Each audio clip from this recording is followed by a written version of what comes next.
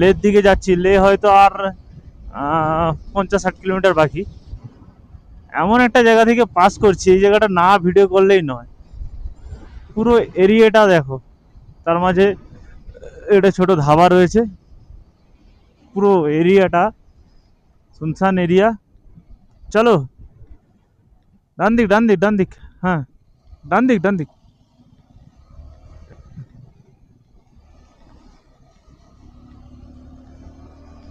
দেখো, আর সব থেকে বড় জিনিস হচ্ছে যে কি, পাহাড়ের এইসব জায়গায় একটা প্রবলেম কি, কিছু সময় আগে পুরো একদম আলো ছিল, মানে সূর্যের আলো ছিল এবং রোদের তাপ লাগছিল। হঠাৎ কিছুক্ষণের মধ্যেই পুরো একদম মেঘে ঢেকে গেছে, ঠান্ডা হাওয়া বইছে, এত ঠান্ডা লাগছে। এটাই তো হচ্ছে যে পাহাড়ের মেন প্রকৃতি। এক্ষুনি একরকম, আর কিছুক্ষণ পরে আর একরকম। কিন্তু জায়গাটা না ভিডিও করে থাকতে পারলাম না। আর সত্যি বলতে আমাদের পুরো গ্রুপ আছে, কিন্তু এই জায়গাটার ফিল একা একা নিতেই আমার ভালো লাগছে। নিজে হেলমেটের ভিতরে আমি নিজে নিজেই গান করছি এবং পুরোটাই এনজয় করতে করতে যাচ্ছি। দারুণ লাগছে আমার। সত্যি কথা বলতে একবার করে সারা জীবনের মধ্যে একবার হলেও লেহ লাদাখে আসা উচিত। এতদিন যেটা দেখে এসেছি সেটা সত্যিই অসাধারণ। এই হাইওয়ের মাঝে এক জায়গায় দেখলাম, এটা মনে হচ্ছে যে মন্দির, সম্ভবত মন্দির।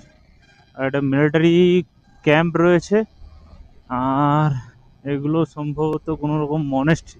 ঠিক আছে, এখানে ফটোগ্রাফি আর ড্রোন নট অ্যালাউ, যেহেতু এটা হচ্ছে মিলিটারি একটা ক্যাম্প।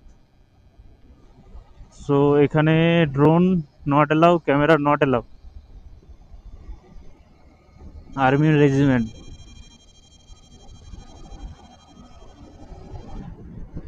পুরো সামনের ওয়েদারটা দেখো, আস্তে আস্তে খারাপ হচ্ছে, মাঝে মধ্যে বৃষ্টিও পড়ছে। প্রায় অনেকক্ষণ পরে এরকম একটা ভিলেজ দেখতে পেলাম। এটা সম্ভবত ওই ক্যাম্পেরই কোনো অংশ, মিলিটারি ক্যাম্পেরই অংশ। পুরো বাম দিক ডান দিক দুটো মিলেই